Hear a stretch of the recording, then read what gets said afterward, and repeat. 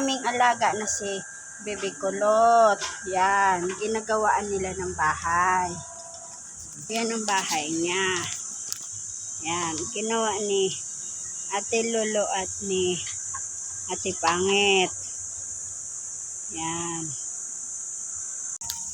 Astig ng bahay ng alaga nilang si Kulot, oh. Astig yan. Oh. Yan.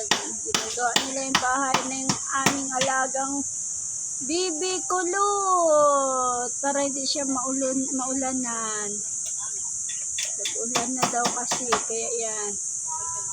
Mga kapangit. Busy yung dalawa, si Ate Lolo at si Ate Pangit.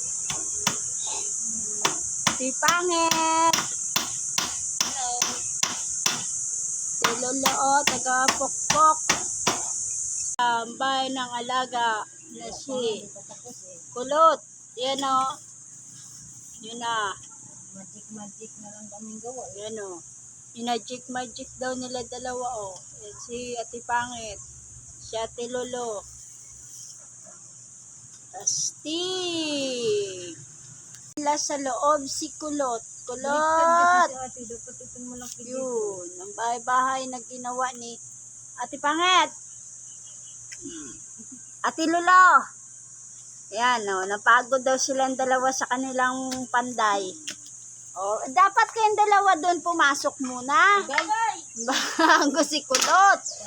Uy naman yung ay. Uy na mga kapangit. Astig. Sana all magaling magpanday.